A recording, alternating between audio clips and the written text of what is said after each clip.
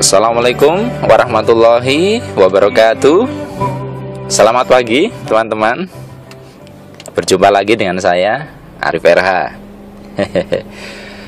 Baik, barusan Anda mendengar ya bagian awal dari sebuah lagu yang zaman tahun 90-an cukup populer ya. Ini lagu yang dinyanyikan oleh grup band Bayo, judulnya Hanya Dirimu.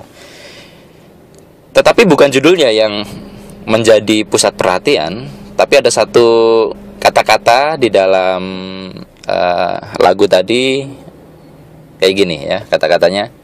Ada rasa, ya kan, di hatiku. Nah, dua kata itu yang menjadi bahan yang akan kita bahas. Tema kita hari ini adalah rasamu adalah doamu.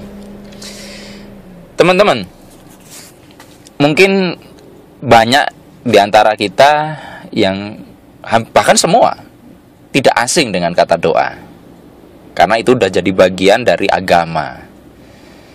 Namun saya mengamati sebagian besar mempersepsikan doa sebagai sebuah ritual, sebuah prosesi tertentu yang khusus. Misalnya habis sholat bagi yang muslim, atau Anda mungkin yang agamanya Katolik di gereja, atau apapun ya. Nah, pernah nggak Anda bertanya, kenapa saya sudah berdoa begini, tetapi kok kenapa hasilnya kadang berbeda? Tapi Anda masih punya sebuah sudut pandang, mungkin belum. Tetapi izinkan saya melihat dari sudut pandang yang berbeda. Setelah melihat jejak dari perjalanan hidup saya, dan juga beberapa klien, beberapa rekan yang saya lihat polanya sama, bahwa sebenar-benarnya doa ternyata bukan di kata-kata kita. Jadi ada bedanya antara berdoa dan ritual doa. Apalagi membaca teks doa, itu beda. Contoh, bernyanyi dan membaca teks lagu itu beda. Contoh ya, ini saya mau membaca teks lagu.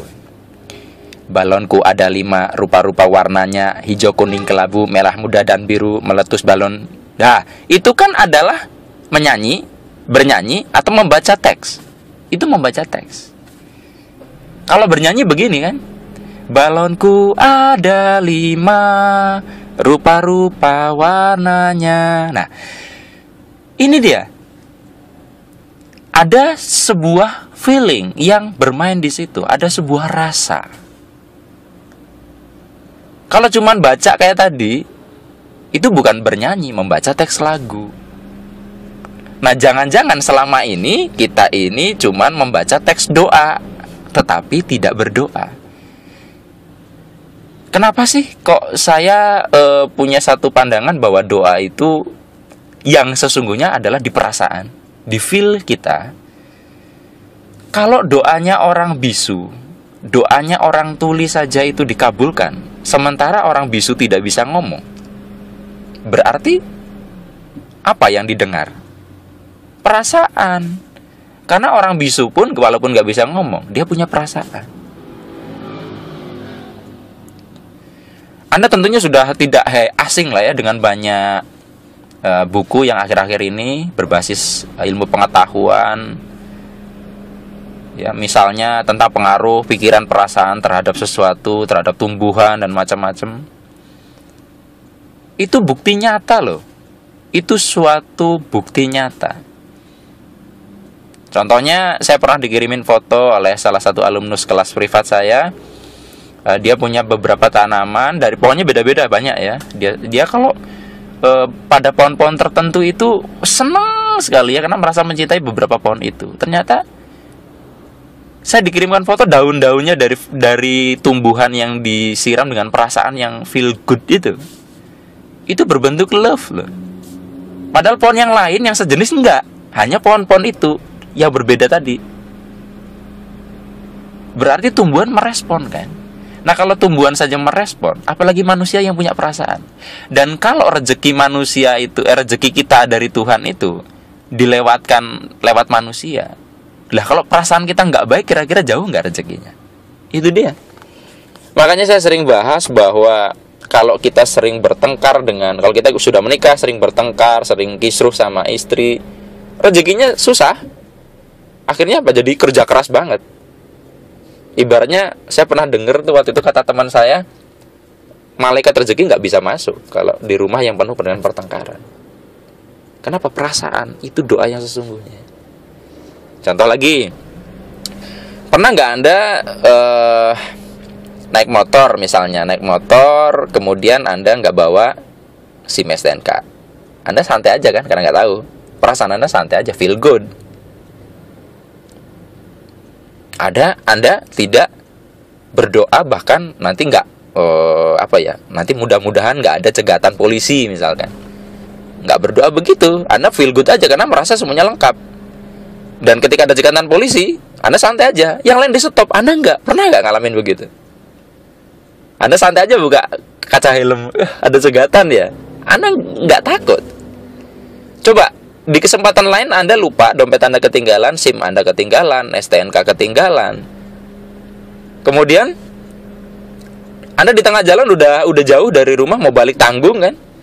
Waduh, SIM gue ketinggalan, STNK ketinggalan. Gimana kalau ada polisi? Ya mudah-mudahan nggak ada. Anda berdoa saja, mudah-mudahan nggak ada polisi, mudah-mudahan aman.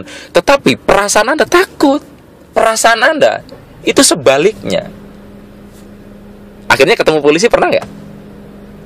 Yang biasanya Anda lolos, malah Anda ketangkap.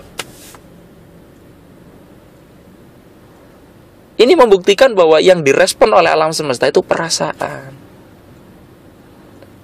Jadi kalau misalkan kita ada sebuah problem, terus belum bisa solve sampai hari ini, coba dicermati, jangan-jangan perasaan kita saat menjalani hidup ini nggak baik, nggak feel good.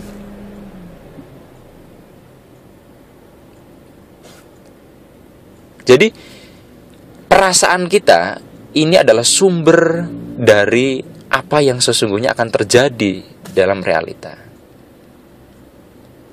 Nah, sekarang gini aja, masih ingat nggak dengan apa yang saya bahas di rekaman yang pertama, yang temanya manusia dan cahaya? Di sana saya bahas tentang perilaku cahaya yang dualisme, bahwa manusia itu mirip dengan cahaya, yaitu dualisme antara wave dan partikel, antara sesuatu yang tidak nampak dan nampak. Sekarang saya mau nanya, badan Anda nampak nggak? Nampak ya. Realitas kehidupan nampak? Nampak. Berarti bisa kita lihat bahwa ada kesamaan antara realita hidup dengan badan Anda kan? Sama-sama materi, oke? Nah, saat perasaan Anda tidak baik, apakah tubuh Anda jadi nyaman? Enggak kan? Jantung Anda berdetak lebih cepat, mungkin Anda jadi mules, badan Anda nggak nyaman. Berarti zona material Anda itu terganggu. Nah, karena alam semesta itu merespon, maka materi realitas sekeliling kita pun nanti akan ngikut. Jadi sebenarnya tubuh nggak nyaman itu sudah kasih sinyal ke kita, Rif, gawat nih, ubah perasaan elu gitu. Jadi sebenarnya kita sudah dikasih tahu, ada yang harus kita ubah. Nah, tentang perasaan ini kita juga harus lebih cermat dengan apa yang sesungguhnya kita doakan. Karena sebenarnya kadang kita berdoa itu dua doa. Pernah nggak Anda mau beli handphone baru, handphone lamanya hilang dulu? Atau beli helm? Teman saya ada yang beli helm, hilang dulu helmnya, malah 2 kali. Ternyata setelah digali, sebelum memutuskan beli helm, perasaannya tuh bukan ingin yang baru, tapi nggak suka sama yang lama. Ini loh, doanya sesungguhnya tuh nggak suka dengan yang lama. Apa doa kita? Cermati perasaan kita. Oke, sampai sini bisa dipahami ya. Nah, jadi rasamu, doamu, ini adalah satu poin penting bagi kita, bahwa sebenarnya yang terjadi di sekeliling kita hanyalah respon, feedback dari apa yang kita rasakan.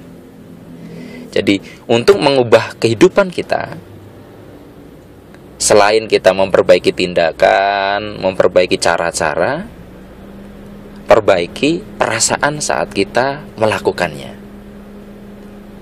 Kalau kita mencontoh teknik cara orang lain lalu hasilnya tidak sama, pasti tidak sama di perasaan saat kita melakukannya.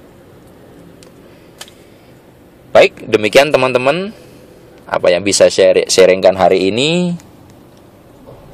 Mudah-mudahan Anda mendapatkan manfaat, dan bagi Anda yang ingin menelusuri lebih jauh tentang apa yang saya bahas kali ini, Anda bisa menelusuri di artikel-artikel saya, baik di Facebook saya, semogarip@gmail.com, Arif RH, atau Anda bisa akses website saya, http://ikhlaspasrah.com. Anda bisa ketikkan kata kunci tertentu di kolom search, Anda bisa menemukan artikel yang relevan. Sampai jumpa di kesempatan yang lain. Saya akhiri. Wassalamualaikum warahmatullahi wabarakatuh.